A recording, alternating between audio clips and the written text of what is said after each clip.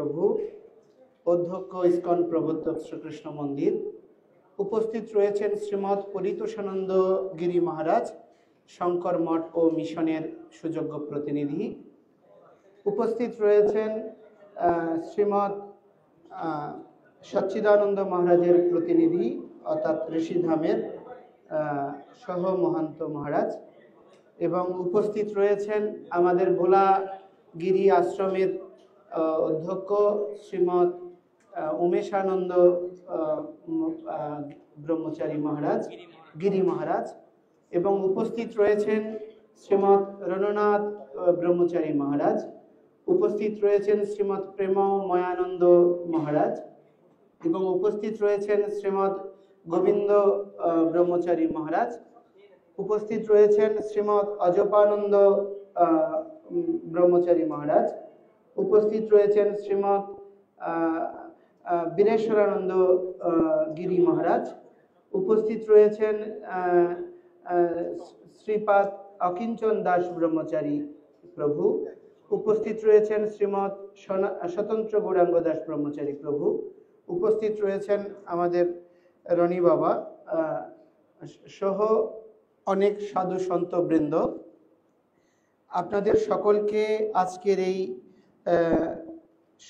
সংবাদ সম্মেলনে যোগদানের জন্য এবং জাতির ক্রান্তি লগ্নে সনাতনী বা সংখ্যালঘু জনগোষ্ঠীর নেতৃত্ব প্রদানের জন্য কৃতজ্ঞতা এবং প্রণাম নিবেদন করছি। বাংলাদেশ সনাতন জাগরণ মঞ্চ এবং বাংলাদেশ সম্মিলিত সংখ্যালঘু জোটের ঐক্যবদ্ধ প্ল্যাটফর্ম বাংলাদেশ সম্মিলিত সনাতনী জাগরণ জোট এর আত্মপ্রকাশ এবং সংখ্যালঘু সম্প্রদায়ের উপর চলমান নির্যাতন নিপীড়নের বিষয়ে সংবাদ সম্মেলন।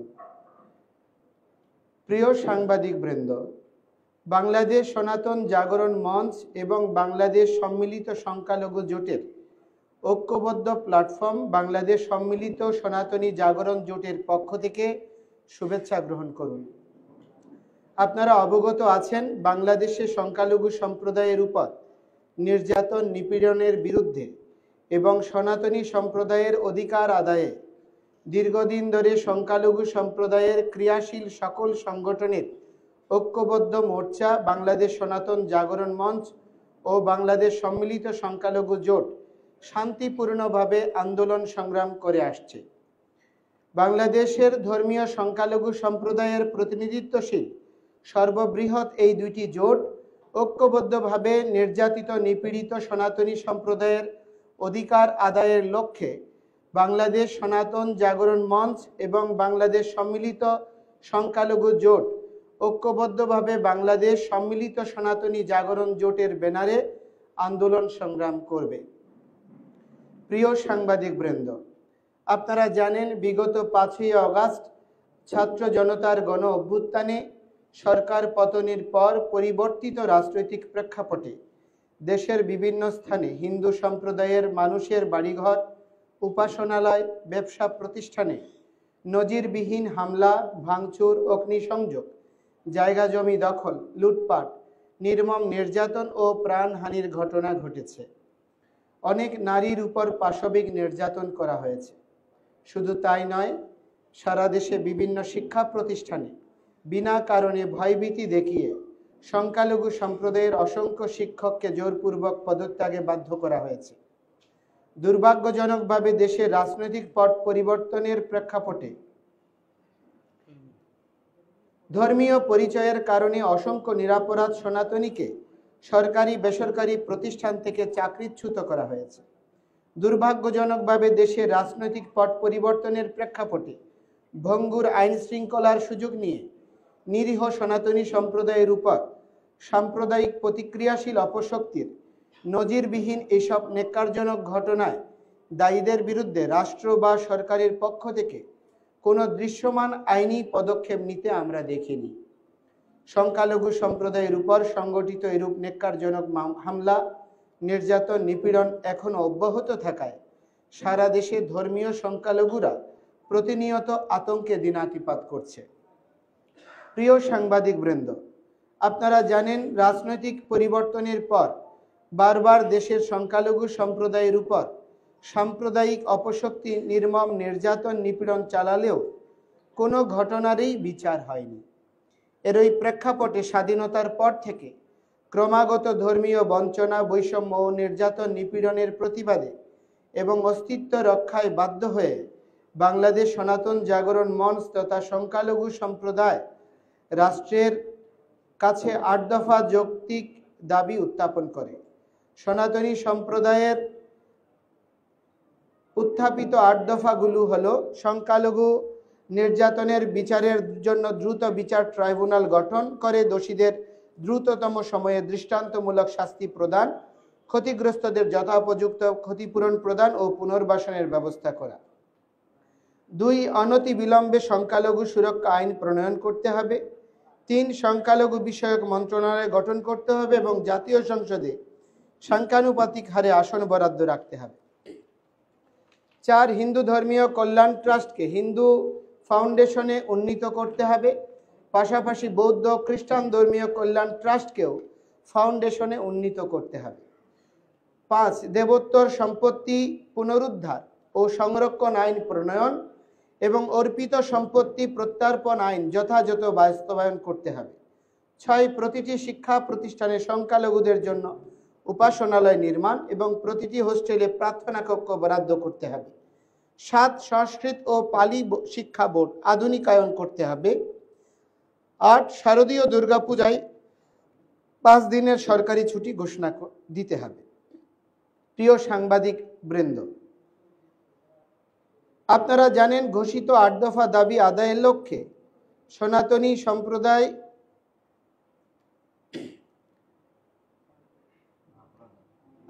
সনাতনী সম্প্রদায়ের প্রতিনিধিত্ব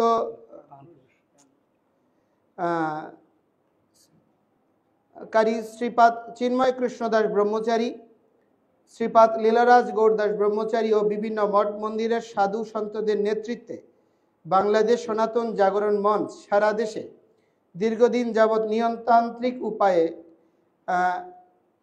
সভা সমাবেশ সহ শান্তিপূর্ণভাবে আন্দোলন কর্মসূচি পালন করে আসছে। এই আন্দোলনের ধারাবাহিকতায় ৮ দফা দাবি আদায়ের লক্ষ্যে পূর্ব ঘোষিত কর্মসূচির অংশ হিসেবে জাগরণ মঞ্চ বিগত ২৫শে অক্টোবর ২০২৪ শুক্রবার চট্টগ্রামের ঐতিহাসিক লালদিঘি ময়দানে বিভাগীয় গণসমাবেশ আয়োজন করে। স্মরণকালের সর্ববৃহৎ শান্তিপূর্ণ এই গণসমাবেশে স্বতঃস্ফূর্তভাবে সনাতন সম্প্রদায়ের লক্ষ লক্ষ নরনারী অংশগ্রহণ করে, যা বিভিন্ন দেশীয় ও আন্তর্জাতিক গণমাধ্যমে প্রচারিত হয়েছে।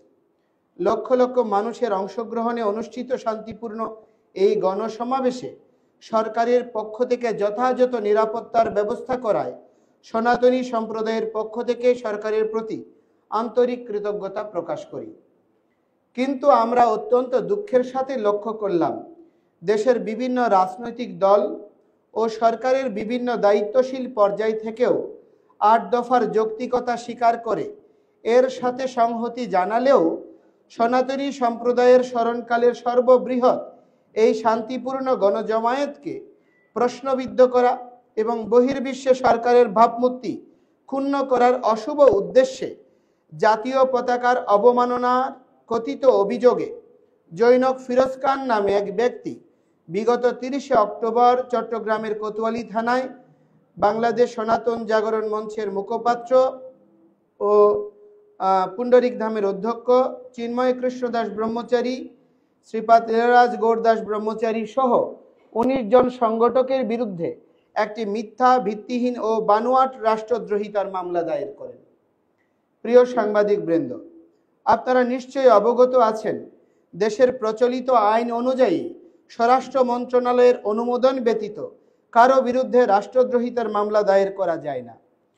ষড়যন্ত্রমূলক কথিত রাষ্ট্রদ্রোহিতার মামলাটি দায়েরের ক্ষেত্রে আইনের নির্ধারিত এই প্রক্রিয়াও অনুসরণ করা হয়নি।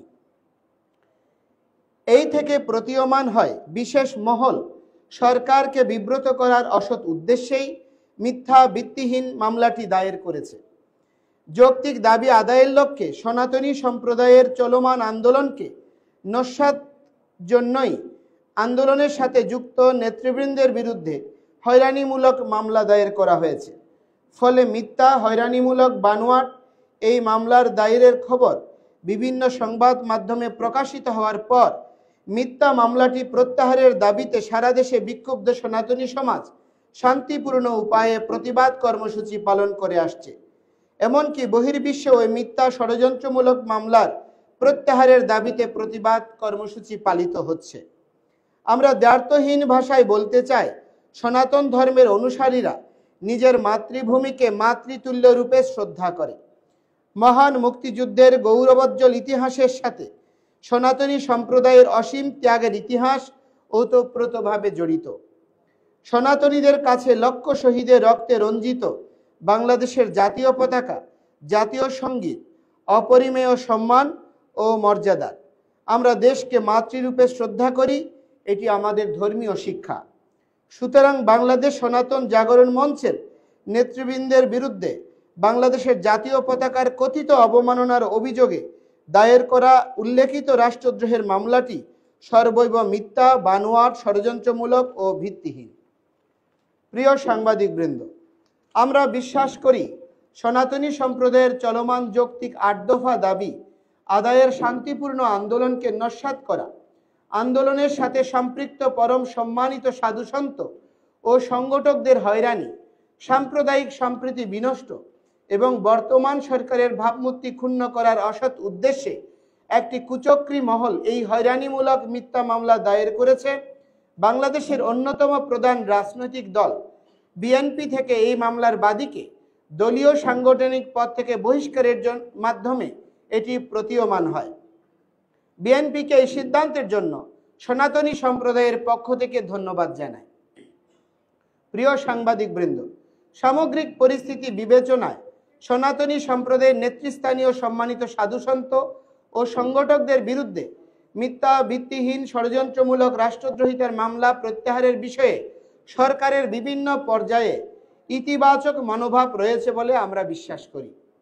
কিন্তু সনাতন সম্প্রদায়ের চলমান ৮ দফা আন্দোলন এবং আন্দোলনের সাথে যুক্ত সাধুসন্ত ও সংগঠকদের বিরুদ্ধে দায়েরকৃত মিথ্যা মামলাটি প্রত্যাহার প্রক্রিয়াকে বাধাগ্রস্ত করার অসৎ উদ্দেশ্যে প্রতিক্রিয়াশীল অপশক্তি সামাজিক যোগাযোগ মাধ্যমে বিভিন্নভাবে অপপ্রচার ও উস্কানিমূলক কর্মকাণ্ডে লিপ্ত রয়েছে। এরই ধারাবাহিকতায় বিগত ৫ই নভেম্বর বিকেলে চট্টগ্রামের হাজারীগলির জৈনক ওসমান আলী নামক এক ব্যক্তি সামাজিক যোগাযোগ মাধ্যম ফেসবুক ও ইসকন ও আন্দোলনের মুখপাত্রকে নিয়ে কটূক্তি, মানহানিকর ও উস্কানিমূলক একটি পোস্ট শেয়ার করে। প্রেক্ষিতে স্থানীয় সনাতনী সম্প্রদায় তাৎক্ষণিকভাবে শান্তিপূর্ণ এর প্রতিবাদ জানান। পরবর্তীতে আইন শৃঙ্খলা রক্ষা বাহিনীর উপর হামলার অভিযোগে গভীর রাতে অভিযানের নামে হিন্দু অধ্যুষিত চট্টগ্রাম শহরের কোতোয়ালি থানাধীন ঘনবসতিপূর্ণ হাজারীগলি এলাকায় চতুর্দিক থেকে অবরুদ্ধ করে এবং বিদ্যুৎ, ইন্টারনেট সংযোগ বিচ্ছিন্ন করে আইন শৃঙ্খলা বাহিনী কর্তৃক ঘুমন্ত হিন্দু সম্প্রদায়ের নিরীহ মানুষদের বসতঘর ও ব্যবসা প্রতিষ্ঠানে নির্বিচারে হামলা ও ভাঙচুর করা হয়েছে। শুধু তাই নয়, ঘটনাস্থলের সিসিটিভি ক্যামেরা ভাঙচুর করা হয়েছে। বিভিন্ন স্থাপনার সিসিটিভি ক্যামেরায় হার্ড ডিস্ক নিয়ে যাওয়া হয়েছে। এই ঘটনায় আইন শৃঙ্খলা বাহিনীর হাতে অমানসিক নির্যাতনের শিকার মানুষের কিছু ছবি ও ভিডিও সামাজিক যোগাযোগ মাধ্যমে প্রচারিত হয়েছে, যা দেখে যে কোনো মানবিক মানুষ বিস্মিত হবে। দুর্ভাগ্যজনকভাবে ফেসবুকে সনাতন ধর্ম ও ইসকনের বিরুদ্ধে মানহানিকর ও কুরুচিপূর্ণ মিথ্যা অপপ্রচারের ঘটনায় অভিযুক্ত ওসমান আলীর বিরুদ্ধে তাৎক্ষণিক কোনরূপ আইনগত পদক্ষেপ গ্রহণ না করে উল্টো রাতের আধারে আইন শৃঙ্খলা বাহিনী কর্তৃক সংক্ষুব্ধ নিরীহ হিন্দু সম্প্রদায়ের উপর হামলার পর তাদের আসামি করে আইন শৃঙ্খলা বাহিনীর উপর হামলার অভিযোগে একটি মামলা দায়ের করা হয়েছে। দূরভিসন্ধিমূলকভাবে এই ঘটনার সাথে দূরবর্তী সম্পর্ক না থাকা সত্ত্বেও ষড়যন্ত্রমূলক রাষ্ট্রদ্রোহিতা মামলার অভিযুক্তদেরকেও এই মামলায় আসামি করা হয়। এই মামলায় সেদিন রাতে প্রায় ৮০ জন সনাতনীকে গ্রেপ্তার করে নির্দয়ভাবে পেটানো হয়েছে। আইন শৃঙ্খলা বাহিনীর হেফাজতে অমানসিক নির্যাতনের ফলে গুরুতর এইসব নিরীহ হিন্দুকে ন্যূনতম চিকিৎসা সেবাও দেওয়া হয়নি। শুধু তাই নয়, নির্যাতনের শিকার গুরুতর অসুস্থ নিরীহ এইসব মানুষকে আইন কানুনের তোয়াক্কা না করে মধ্যরাতে আদালতে হাজির করা হয়। নির্মম নির্যাতনের শিকার এই সব নিরীহ মানুষকে শুধুমাত্র চিকিৎসা সেবা প্রাপ্তি থেকে বঞ্চিত করা হয়নি, প্রাথমিক পর্যায়ে আদালতে তাদেরকে আইনজীবীদের সাথেও কথা বলতে দেয়া হয়নি। আমরা গভীর উদ্বেগের সাথে লক্ষ্য করছি এই মামলায় অজ্ঞাতনামা হিসেবে এখনো অনেক নিরীহ সনাতনীকে গ্রেপ্তার করে রিমান্ডে নিয়ে নির্যাতনের মাধ্যমে আন্দোলনে নেতৃত্ব দেওয়া সাধু সন্তদের নামে জোরপূর্বক স্বীকারোক্তি আদায়ের অপচেষ্টা করা হচ্ছে। অদৃশ্য অপশক্তির ইশারায় জামিন প্রাপ্তির আইনি অধিকার থেকে বঞ্চিত করার অসৎ উদ্দেশ্যে আটককৃতদের 5 আগস্ট পরবর্তী দায়েরকৃত বিভিন্ন হত্যা মামলায় শোন অ্যারেস্ট দেখানো হচ্ছে। এই মামলায় অভিযুক্তদের পক্ষে নিযুক্ত অনেক বিজ্ঞ আইনজীবীকে প্রতিনিয়ত বিভিন্নভাবে হুমকি ধামকি প্রদান করা হচ্ছে। এইসব স্পষ্টত গুরুতর মানবাধিকার লঙ্ঘন, আমরা এর তীব্র নিন্দা জানাই। প্রিয় সাংবাদিক বৃন্দ, আমরা দ্ব্যর্থহীনভাবে ভাষায় বলতে চাই, আমরা কোনো অপরাধীর পক্ষে নই। হাজারীগলিতে সেদিন আইন শৃঙ্খলা বাহিনীর উপর কোনো দুষ্কৃতিকারী যদি হামলা করে থাকে, আমরা সুষ্ঠু ও নিরপেক্ষ তদন্তের মাধ্যমে দেশের প্রচলিত আইন অনুযায়ী তাদের দৃষ্টান্তমূলক বিচার নিশ্চিত করার দাবি জানাই। কিন্তু গভীর রাতে বিদ্যুৎ ও ইন্টারনেট বন্ধ করে সিসিটিভি ক্যামেরা ভেঙে ঘুমন্ত নিরীহ হিন্দু সম্প্রদায়ের উপর নির্বিচারে হামলা, নির্যাতন ও গণগ্রেপ্তারের ঘটনায় আমরা উদ্বিগ্ন। অবস্থা দৃষ্টে মনে হচ্ছে শুধুমাত্র ধর্মীয় বিদ্বেষ এবং সনাতন সম্প্রদায়ের চলমান যৌক্তিক আন্দোলনকে নস্যাৎ করার অশুভ উদ্দেশ্যে এই মামলাকে হাতিয়ার হিসেবে ব্যবহার করে নিরীহ হিন্দু জনগোষ্ঠীকে হয়রানি করা হচ্ছে। আমরা মনে করি অন্তর্বর্তীকালীন সরকারের ভাবমূর্তি ক্ষুণ্ণ করতে বিশেষ কোনো গোষ্ঠী এই অপতৎপরতায় লিপ্ত রয়েছে। প্রিয় সাংবাদিক বৃন্দ, বিদ্যমান পরিস্থিতিতে আপনাদের মাধ্যমে বাংলাদেশ সনাতন জাগরণ মঞ্চ ও বাংলাদেশ সম্মিলিত সংখ্যালঘু জোট, যেটি আজকে থেকে বাংলাদেশ সম্মিলিত সনাতনী জাগরণ জোট নামে আত্মপ্রকাশ করছে, আমরা নিম্নোক্ত দাবিসমূহ উত্থাপন করছি। অবিলম্বে সংখ্যালঘু সম্প্রদায়ের যৌক্তিক 8 দফা দাবি বাস্তবায়নে কার্যকর পদক্ষেপ গ্রহণ করতে হবে। 2. অবিলম্বে বিগত 5 নভেম্বর 2024 চট্টগ্রামে হাজারীগলিতে আইন শৃঙ্খলা বাহিনীর উপর কথিত হামলা ও হিন্দু সম্প্রদায়ের উপর গভীর রাতে আইন শৃঙ্খলা বাহিনী কর্তৃক নির্মম নির্যাতনের নিরপেক্ষ তদন্ত ও বিচারের স্বার্থে বিচার বিভাগীয় তদন্ত কমিটি গঠন করতে হবে। এই ঘটনায় আটক ও নির্মম নির্যাতনের শিকার নিরীহ সনাতনীদের মুক্তি দিয়ে যথাযথ চিকিৎসার ব্যবস্থা করতে হবে।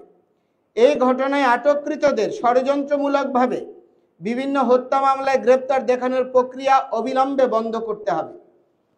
এই ঘটনাকে পুঁজি করে সরকারের ভাবমূর্তি নষ্ট করার উদ্দেশ্যে গভীর রাতে নিরীহ সনাতনীদের উপর অন্যায়ভাবে নির্যাতন করা আইন শৃঙ্খলা বাহিনীর অতি উৎসাহী সদস্যদের বিরুদ্ধে আইনানুগ ব্যবস্থা গ্রহণ করতে হবে। 6. সংখ্যালঘু সম্প্রদায়ের যৌক্তিক আন্দোলনে নেতৃত্বদানকারী সাধু সন্ত সংগঠকদের বিরুদ্ধে দায়েরকৃত ষড়যন্ত্রমূলক মিথ্যা রাষ্ট্রদ্রোহিতার মামলা অবিলম্বে প্রত্যাহার করতে হবে। আমরা স্পষ্ট করে বলতে চাই, আমাদের চলমান আন্দোলন সরকার কিংবা কোনো রাজনৈতিক দলের পক্ষে বা বিপক্ষে নয়। আমাদের চলমান আন্দোলন আপামর সনাতনী সম্প্রদায়ের ন্যায্য অধিকার আদায়ের আন্দোলন। আমরা দৃঢ়ভাবে বিশ্বাস করি ছাত্র জনতার গণ অভ্যুত্থানের ফলে গঠিত বর্তমান অন্তর্বর্তীকালীন সরকার বৈষম্যহীন মানবিক বাংলাদেশ বিনির্মাণের স্বার্থে নিরীহ সংখ্যালঘুদের উপর চলমান অন্যায় অনাচার বন্ধ ও উপরোক্ত যৌক্তিক দাবিসমূহ বাস্তবায়নে আন্তরিকভাবে এগিয়ে আসবে। ধন্যবাদ। বাদান্তে চিন্ময় কৃষ্ণদাস ব্রহ্মচারী, বাংলাদেশ সম্মিলিত সনাতনী জাগরণ জোট এর পক্ষে সবাইকে ধন্যবাদ।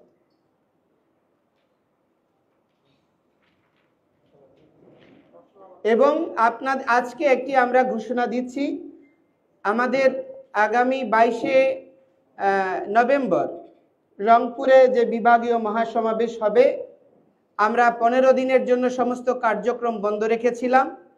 আমরা সরকারকে সহযোগিতা করতে চেয়েছি। আমরা এখনো সহযোগিতা করার মনোভাবেই পোষণ করি। শান্তিপূর্ণভাবে আমাদের অধিকার প্রতিষ্ঠার জন্য আমরা কোনো বিশৃঙ্খলতার বিরুদ্ধে, কোনো রাজনৈতিক ইন্ধনে যুক্ত হওয়ার বিরুদ্ধে আমরা আমাদের অধিকার এবং মতামত তুলে ধরার জন্য আগামী 22শে নভেম্বর রংপুরে মহাসমাবেশ অনুষ্ঠিত হবে এবং আগামী 6 ডিসেম্বর যেটি আপনার খুলনায় অনুষ্ঠিত হওয়ার কথা ছিল মহাসমাবেশ, তো আমরা সেই দিনটি যেহেতু আপনার বাবরি মসজিদ ভাঙার দিন, এটা আমরা এই প্রক্রিয়াকে কোনোভাবে সমর্থন করি না, সেজন্য আমরা সেই দিনের পরিবর্তে 13ই ডিসেম্বর শুক্রবার খুলনায় মহাসমাবেশ হবে এবং আমাদের 29শে নভেম্বর যেটি বরিশালে মহাসমাবেশ হওয়ার কথা ছিল, আমরা যেহেতু সকলে শান্তিপূর্ণ সহাবস্থান এবং প্রতিটি ধর্মের প্রতি শ্রদ্ধাশীল, সেখানে বরিশালের বৃহৎ জনগোষ্ঠীর প্রতিনিধি ইসলামী শাসনতন্ত্র আন্দোলনের সম্মানিত পীর জনাব পীর সাহেব চরমোনাই এবং আরেকটি প্রতিষ্ঠান হচ্ছে চরসিনা, ওনাদের সেখানে মাহফিল রয়েছে, বার্ষিক মাহফিল, তার প্রতি শ্রদ্ধা প্রদর্শন করে আমরা সেই দিনটি পিছিয়ে আমরা 20শে ডিসেম্বর শুক্রবার করার ঘোষণা প্রদান করছি। আপনাদের যদি কোনো প্রশ্ন থাকে।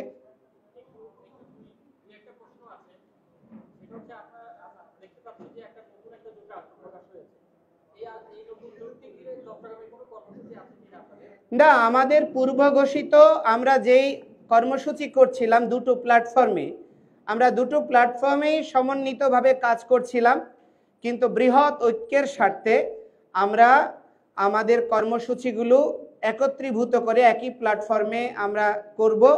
এখন থেকে আমরা চাই পুরো সনাতনী সংখ্যালঘু জনগোষ্ঠী একত্রীভূত হোক, ঐক্যবদ্ধভাবে এগিয়ে যাক। তারই নিরিখে একটি আদর্শ স্থাপনের জন্য আমরা দুটি নেতৃস্থানীয় সংগঠন একীভূত হচ্ছি। আমাদের যে পূর্ব ঘোষিত কর্মসূচি অনুযায়ী প্রতিটি বিভাগীয় সমাবেশগুলো হবে এবং তারপরে জেলা উপজেলা জেলা পর্যায়ে সমাবেশগুলো হবে। আমাদের শান্তিপূর্ণ কর্মসূচি বা আগে পূর্ব ঘোষিত রূপরেখা অনুযায়ী এগিয়ে যাবে। আর আমাদের পরিবর্তিত প্রেক্ষাপটে কোনো সিদ্ধান্ত আসলে আমরা বসে সাংবাদিক সম্মেলনের মাধ্যমে আপনাদেরকে অবগত করব।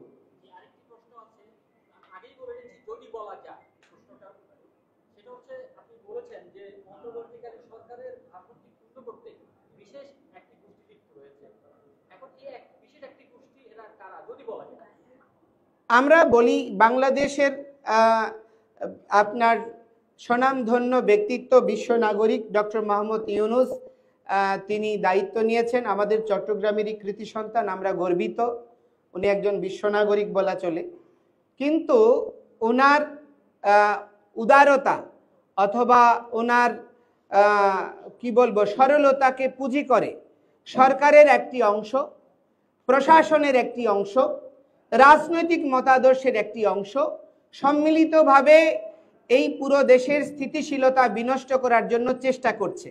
একটা জিনিস আপনারা খেয়াল করবেন যে আমরা 5ই আগস্টের পরে আমাদের প্রধান উপদেষ্টাও স্বীকার করেছেন বাংলাদেশে সংখ্যালঘু সম্প্রদায়ের উপর নির্যাতন নিপীড়ন হয়েছে। উনি প্রথম এসেই এই কথাটা স্বীকার করেছেন এবং তা রোধ করার জন্য সবাইকে এগিয়ে আসার আহ্বান জানিয়েছেন। আজকে আমাদের প্রধান উপদেষ্টার মাননীয় সহকারী, যিনি এখন উপদেষ্টা হিসেবে শপথ নিয়েছেন, জনাব মাহফুজ ভাই, আমরা ওনার কাছে কৃতজ্ঞ। উনি আমাদেরকে একদিনের দুর্গাপূজার ছুটি বৃদ্ধি করার জন্য সরকারের সঙ্গে সমন্বয়কের দায়িত্ব পালন করেছেন, একটা ভালো রোল প্লে করেছেন। তিনি ঢাকেশ্বরী মন্দিরে প্রতিশ্রুতি দিয়েছেন, সরকারের পক্ষে প্রেসে বক্তব্য দিয়েছেন যে আমাদের অন্যতম প্রধান যে দাবি, 1 নম্বর দাবি ছিল ক্ষতিগ্রস্তদের পুনর্বাসন, তাদের ক্ষতিপূরণ প্রদান এবং তাদের বিচার নিশ্চিত করা, তাদের উপর যে হামলা হয়েছে যেটা পুনরাবৃত্তি না হয়। কিন্তু সেটা তিনি ঘোষণা দেওয়ার পরেও দুর্গাপূজার পরে আমরা 16 দিন অপেক্ষা করার পরে চট্টগ্রামে মহাসমাবেশ করেছি, কিন্তু আজ পর্যন্ত কোনো সরকারিভাবে কোনো এটার ডিক্লারেশন হয় নাই যে কয়টা ক্ষয়ক্ষতি হয়েছে, সেটা নিরূপণের জন্য কোনো উদ্যোগও গ্রহণ করা হয়নি। তো আমরা মনে করছি সরকারের মধ্যে একটা অংশ চাই যে এই বিষয়টাকে ঝুলিয়ে রেখে সরকারের অবস্থানকে বিব্রত করা এবং সনাতনী সংক্ষুব্ধ জনগোষ্ঠীকে মানে বিপদগামী করার জন্য ইন্ধন দেওয়া। এটা রোধ করার জন্যই সমস্ত সনাতনী সন্তরা সাধুরা কোনো রাজনৈতিক প্রতিক্রিয়াশীল গোষ্ঠী যাতে এটাকে বিপদগামী করতে না পারে, কোনো রাজনৈতিক মদতপুষ্ট সনাতনী দালালরা এটা যাতে বিপদাপন্ন করতে না পারে, এই জন্যই সন্তরা নেতৃত্ব দিচ্ছে।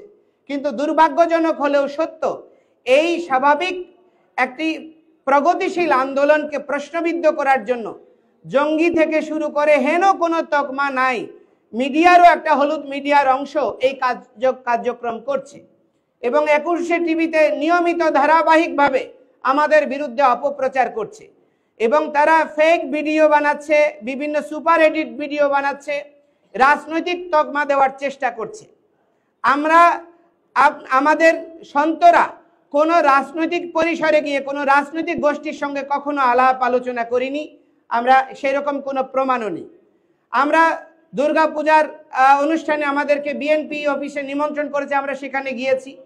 এরকম কোনো রাজনৈতিক দল ধর্মীয় অনুষ্ঠানে যদি নিমন্ত্রণ করে আমরা গিয়ে থাকি এবং আমরা আমাদের মন্দিরে কোনো বার্ষিক অনুষ্ঠানে আপনার সরকারি প্রতিনিধিরা এসেছে। কিন্তু এই বিষয়গুলোকে বিকৃত করে শুধু আমাদের আন্দোলনকে বিপদগামী করার জন্য, বিভ্রান্তভাবে উপস্থাপন করার জন্য একটা প্রতিক্রিয়াশীল গোষ্ঠী সতত লেগে আছে। আপনাদের মাধ্যমে অনুরোধ করব এটি রোধ করার জন্য আপনারা গঠনমূলক ভূমিকা রাখবেন।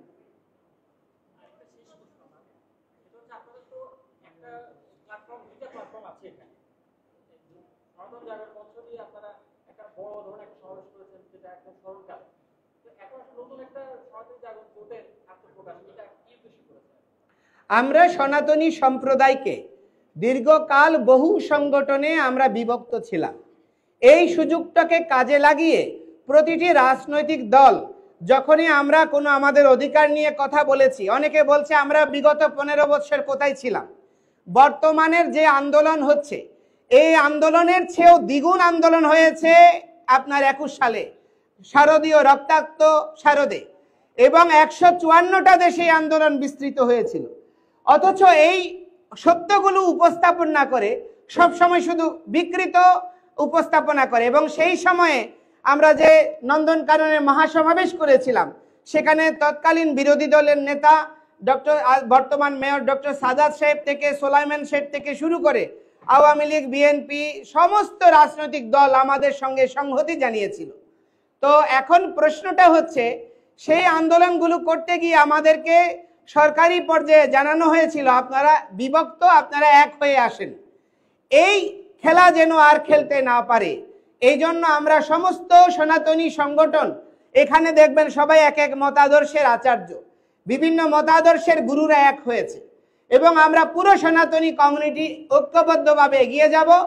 আমরা কোনো রাজনৈতিক দলের লেজুর বৃত্তি করব না। যারা আমাদের ডিমান্ড, আমাদের প্রত্যাশা, আমাদের মর্যাদার সঙ্গে সম অধিকারের নিরিখে, সাম্যতার নিরিখে নাগরিক হিসেবে মর্যাদা দিয়ে আমাদের সঙ্গে মুভ করবে, আমরা তাদের সঙ্গে কাজ করব। না হলে আমরা কোনো রাজনৈতিক দলের লেজুর বৃত্তিতে যুক্ত হব না। এই লক্ষ্যে আমরা পুরো জনগোষ্ঠীর সমস্ত আন্দোলনকারী যে দুটি বড় প্রতিষ্ঠান আমরা একীভূত হয়েছি। ধন্যবাদ আপনাদের।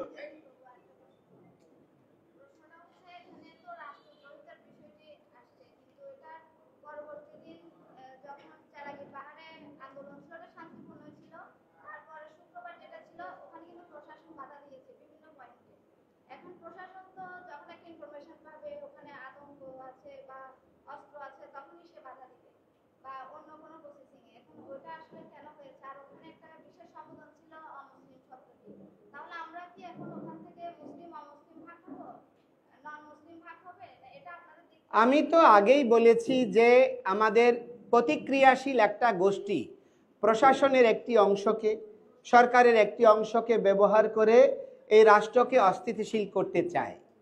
তারাই আমাদেরকে সেদিন যে জিনিসটা বলছেন, রাষ্ট্রদ্রোহ মামলার বিরুদ্ধে যখন সনাতনীদের স্বতঃস্ফূর্ত প্রতিবাদ ছিল, গাড়িতে আমাদের এখানে স্যারেরা আছেন, সাধুরা আছেন, ইনার বুকে ছিঁড়ে ফেলেছে বাধা দিয়ে, ওই উনার বুকে আঘাত করেছে এবং আমাদের এই ভার্সিটির শিক্ষক থেকে শুরু করে সবাইকে গাড়িতে প্রশ্ন করা হয়েছে যে নন মুসলিম কে আছে। হ্যাঁ, তো নন মুসলিম দেখে দেখে তাদেরকে রোধ করা হয়েছে। তো দেশে আমাদেরকে বলা হচ্ছে, আমাদের প্রধান উপদেষ্টা আমাদের আশান্বিত করেছিল যে আমরা বাংলাদেশি জনগোষ্ঠী, আমরা বাংলাদেশের নাগরিক, সকলে সমতার ভিত্তিতে থাকব। তাহলে সেখানে ধর্মীয় পরিচয়কে আধার করে আমাদেরকে আলাদাভাবে চিহ্নিত করার প্রচেষ্টা হচ্ছে। তাহলে প্রধান উপদেষ্টার মনোভাবকে প্রশাসনের যে অংশ এগুলো করছে তারা কতটুকু মূল্যায়ন করছে এটা আপনারাই বিবেচনা করবেন। তো যেখানে প্রশাসনের লোক সরকার প্রধানের মনোভাবকে শ্রদ্ধা করে না, সেখানে যারা সাম্প্রদায়িক গোষ্ঠী তারা তো এটাকে সুযোগ নেবেই। এই জন্য এটাকে আমরা নতুন কিছু মনে করছি না, এটা ধারাবাহিকতারই একটা নামান্তর। এই জন্য এটা আপনারা মুক্ত বুদ্ধির আধার, আপনারাই যদি চেষ্টা করেন বাংলাদেশ একটা মুক্ত গণতন্ত্র এবং সকলের সহাবস্থানের সুন্দর পরিবেশ বিনির্মিত হবে।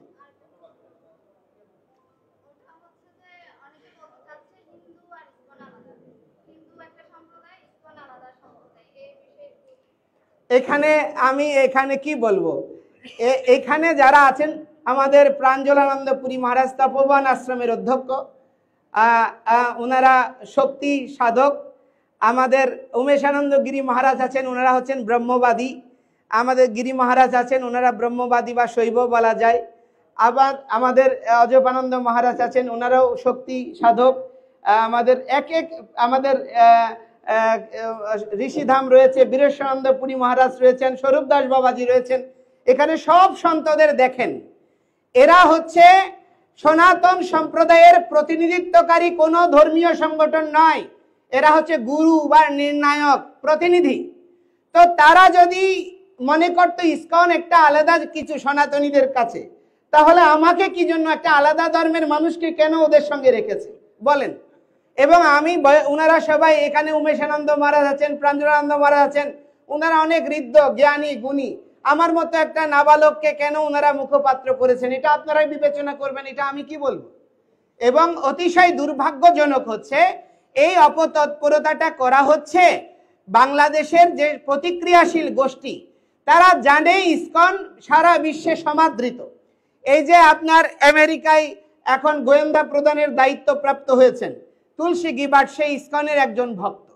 তো ইসকন যদি জঙ্গি হয়, যে আমেরিকা সব সময় জঙ্গির বিরুদ্ধে রোল প্লে করে, তাহলে তাকে কেন সেখানের প্রধানের দায়িত্ব দিয়েছে?